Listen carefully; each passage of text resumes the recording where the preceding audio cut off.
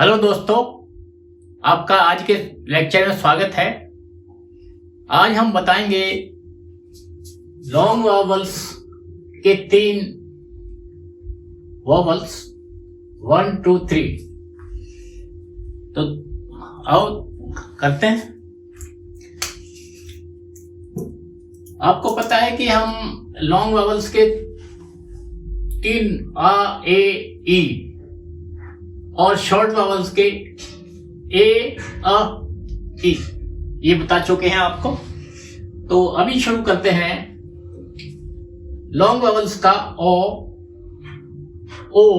और ऊ। तो लिखे हुए जो हमारे आउटलाइन है ये ओ का है। अभी हम यहीं से शुरू करते हैं। तो पहला आउटलाइन हम लेते हैं, वो है स्लांटिंग वे में है, ये है अबव द लाइन, इसलिए फर्स्ट प्लेस वोवल है ओ। तो हम पहला स्ट्रोक लिखते हैं वो है पी, और इस पे जो वोवल लगा है वो फर्स्ट प्लेस वोवल है। आपको पता है कि फर्स्ट प्लेस वोवल जो है शुरू में बिगिनिंग में आता है, तो हमने लगाया first place vowel heavy dash, और इसके बाद इनको ज्वाइनिंग करने से क्या बनेगा वो देखते हैं। तो ये है पी ओ पो।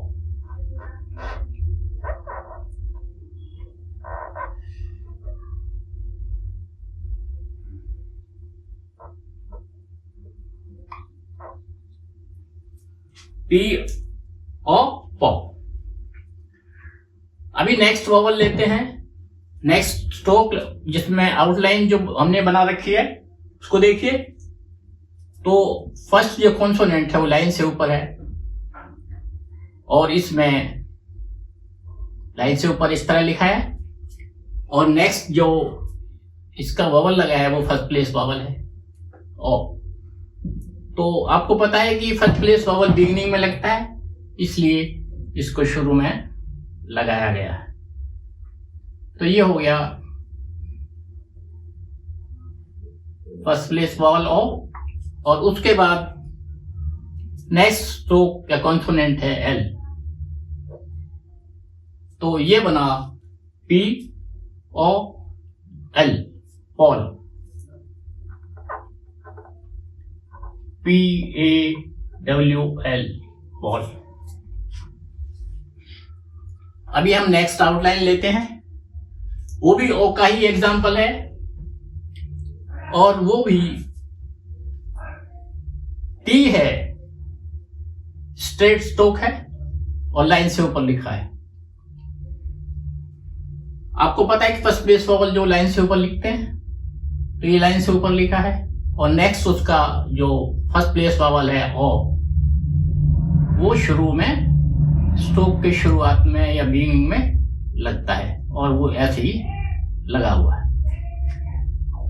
और नेक्स्ट जो स्ट्रोक है वो है एल। तो ये हुआ टी ओ और एल, टॉल।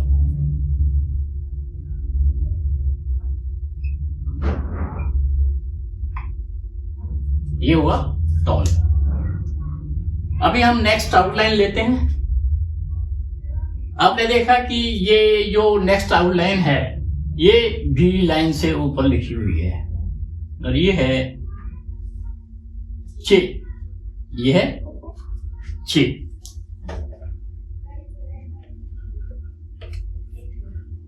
और इसमें जो फर्स्ट प्लेस वोवल ओ लगा है वो बिगिनिंग में लगा है, इसलिए ये फर्स्ट प्लेस वोवल है। और उसके बाद जो इसमें स्ट्रोक जोड़ा हुआ है वो है के। तो ये हुआ चे ओ और के, चौक। तो कैसे लिखेंगे चौक?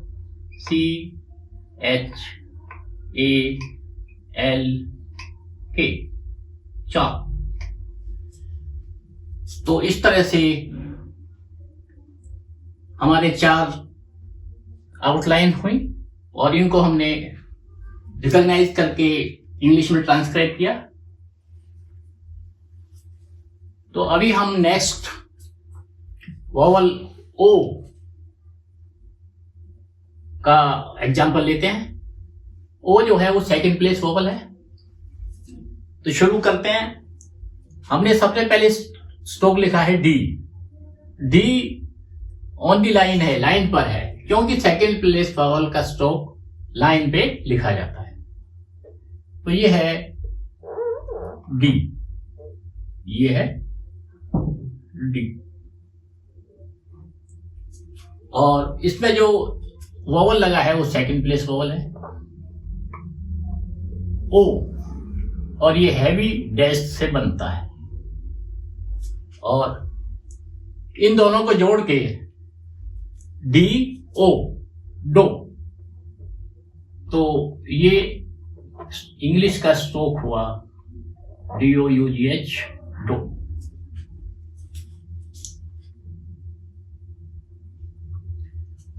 अभी हम नेक्स्ट आउटलाइन लेते हैं। नेक्स्ट आउटलाइन जो है वो भी ओ वाला वोवल है, और क्योंकि ये बीच में लगा हुआ है इसलिए यह सेकंड प्लेस वोवल है और स्ट्रोक भी लाइन पे लिखा हुआ है। तो ये है डी, ये है डी। और डी के साथ जो सेकंड प्लेस वोवल लगा है वो है ओ। ये हैवी डैश है और इसको बीच में कॉन्सोनेंट की लगाते हैं। और उसके बाद जो नेक्स्ट स्ट्रोक है वो है आर।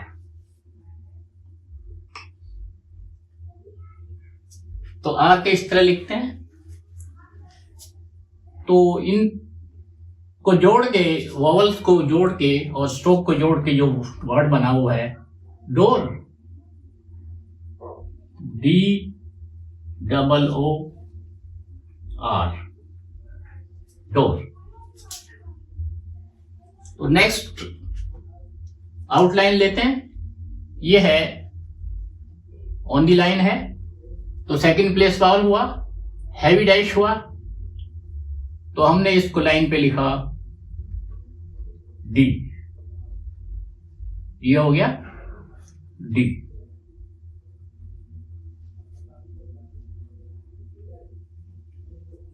और इसमें जो सेकंड प्लेस वोवल लगा है वो है ओ, वो है ओ। और नेक्स्ट जो कॉन्सोनेंट है वो है एम, तो ये हुआ एम। तो इन तीनों को जोड़ के पहला कॉन्सोनेंट, फिर वोवल और फिर कॉन्सोनेंट, ये हुआ DOM, डोम। DOM और E, डोम।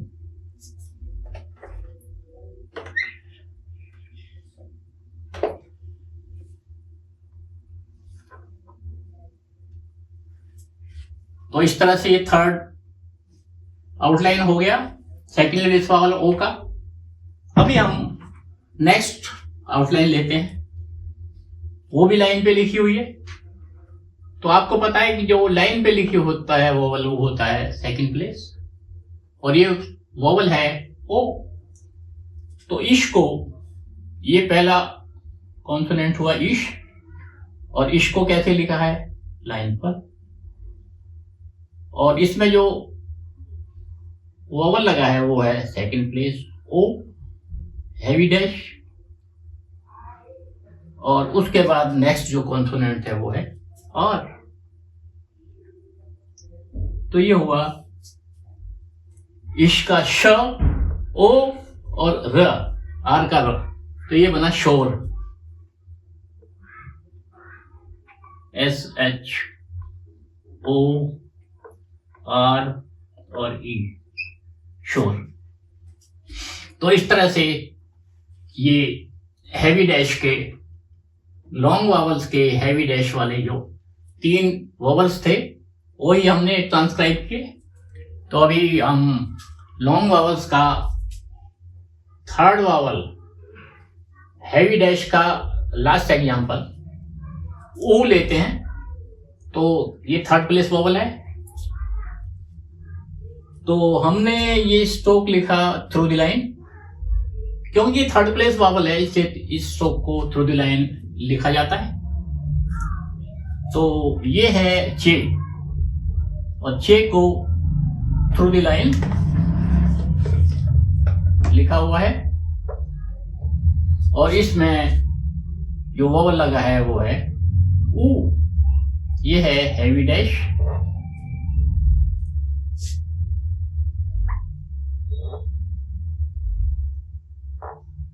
और ये लाइट है।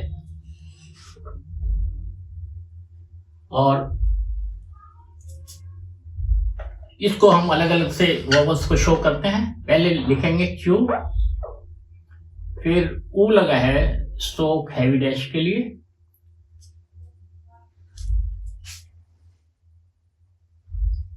और इन दोनों को फिर जोड़ा गया है, तो ये हुआ च, चे और ऊ, चू। तो वर्ड बना CHEW, क्यू। अभी नेक्स्ट आउटलाइन लेते हैं, उसको भी थ्रू द लाइन लिखा है क्योंकि ये थर्ड प्लेस वॉवल है ऊ, और इसको हैवी डैश से शो करते हैं। तो ये है इश, ये है इश, और इसमें जो वॉवल लगा है वो थर्ड प्लेस वॉवल है, हैवी डैश है ऊ। तो ये दोनों जो है जोड़ने के बाद बनते हैं श ऊ, शू।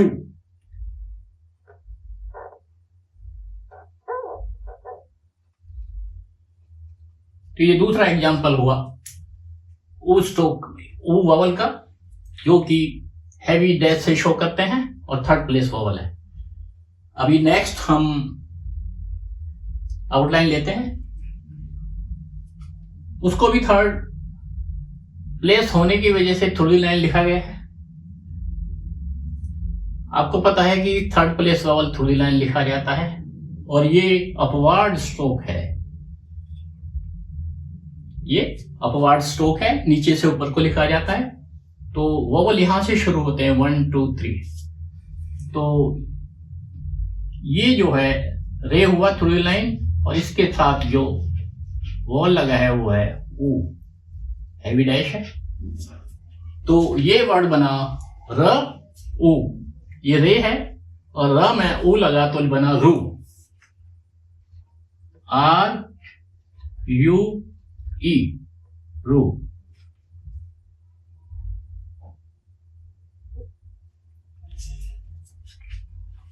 तो थर्ड एग्जांपल हो गया रू। अभी नेक्स्ट एग्जांपल लेते हैं heavy dash third place vowel का। तो इसको लिखा है हमने through the line. Through the line इसलिए कि क्योंकि ये थर्ड प्लेस वॉवल है, और आपको पता है कि third place vowel through the line लिखा जाता है, और इसका जो प्लेस है, इसका जो स्थान है वो थर्ड प्लेस है। तो ये एंड में रखा जाता है वॉवल, क्योंकि वॉवल की गिनती, क्योंकि अपवार्ड स्ट्रोक है, नीचे से ऊपर को की जाती है। तो 1 2 3। तो थर्ड प्लेस पे ये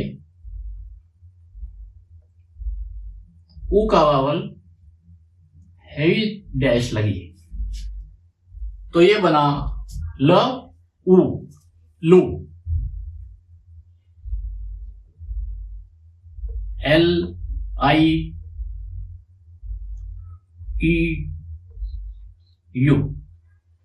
लू। तो इस तरह से हमारे लॉन्ग वॉवल्स के 3 वॉवल ओ और ऊ, इनके आउटलाइंस को हमने पहचान किया और इंग्लिश में ट्रांसक्राइब किया। तो ये 3 वॉवल इस तरह से आज हमने ट्रांसक्राइब किए। Thank you. Call me